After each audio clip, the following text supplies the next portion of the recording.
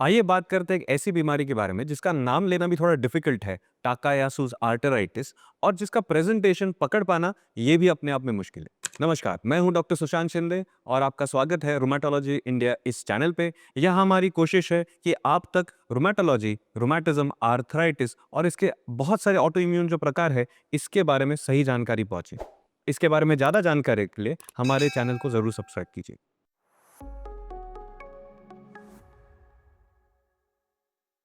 देखिए, वैस्कुलाइटिस एक group of auto immune disorders है। अब ये बहुत सारे शब्द हो गए साथ में। ऑटो इम्यून डिसऑर्डर का मतलब आप जानते हैं, ऐसी बीमारियां जहां हमारी प्रतिकार शक्ति खुद हम ही को नुकसान करे। बट ये वैस्कुलाइटिस क्या है?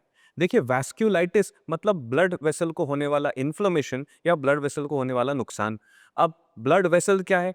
हार्ट जो है, इसका काम है खून पहुंचाना शरीर के अलग अलग हिस्सों में।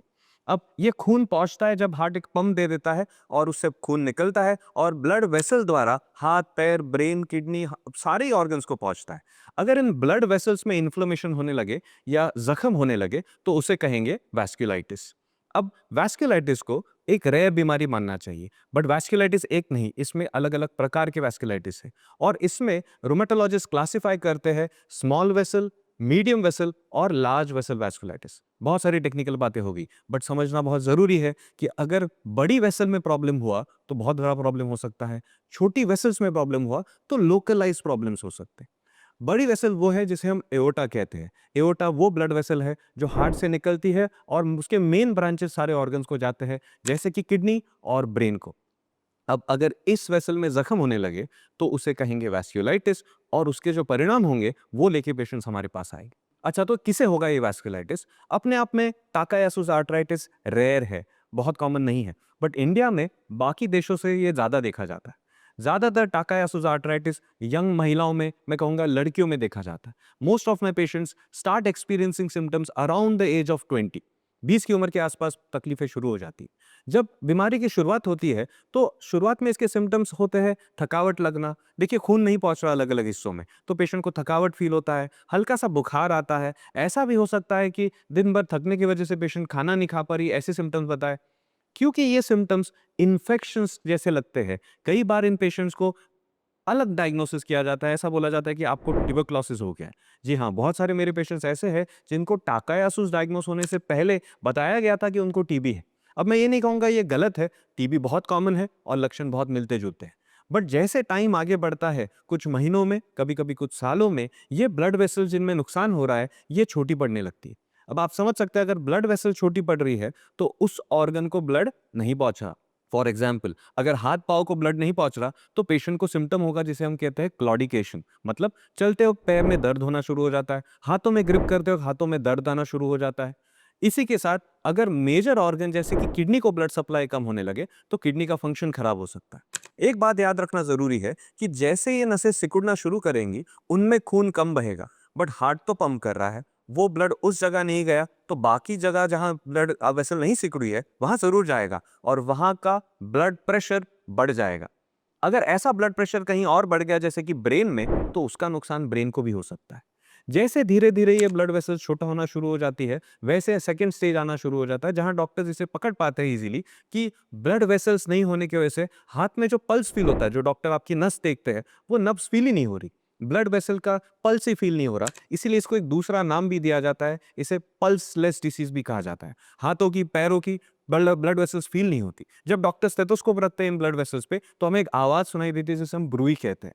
ये सारे क्लिनिकल फीचर्स होते हैं जिससे आपके डॉक्टर्स, रोमेटोलॉजिस्ट इस बीमारी को सस्पेक्ट कर सकते हैं और आगे डायग्नोस कर सकते हैं। बट अनफॉर्चुनेटली पेशेंट्स इस स्टेज पे बहुत बार हम तक नहीं पहुंच पाते। कई बार ब्लड वेसल इतनी छोटी हो जाती है कि वो ऑर्गन को ही डैमेज कर जाती है। इस लास्ट स्टेज में अगर पेशेंट हमारे पास पहुंचे तो सर्जरी के अलावा या एंजियोप्लास्टी के अलावा बहुत ऑप्शंस नहीं बचते। तो इसीलिए भी जरूरी है कि पेशेंट जल्द से जल्द समझे कि बीमारी कौन सी है। तो अच्छा, अगर हमारे पास कोई टाकायासु के पेशेंट आते हैं तो हम डायग्नोस कैसे करें? कुछ ब्लड टेस्ट हमें हेल्प कर सकते हैं, जैसे कि इन्फ्लेमेशन के मार्कर्स ईएसआर और सीआरपी, ये बढ़े हुए देखते हैं। बट बहुत सारे दूसरे एंटीबॉडी टेस्ट जैसे कि एएनए, रूमेटॉइड फैक्टर, एंका, ये सारे नेगेटिव होते हैं। अगर हम डायग्नोसिस चाहते हैं तो हमें उस ब्लड वेसल को देखना पड़ेगा जिसे कहा जाता है एंजियोग्राफी। एंजियोग्राफी एमआरआई से की जाती है, जिसे एमआरआई एंजियोग्राफी कहा जाता है, या सीटी स्कैन से भी की जाती है, जिसे सीटी एंजियोग्राफी कहा जाता है। कभी-कभी डायरेक्ट कन्वेंशनल एंजियोग्राफी भी की जा सकती है।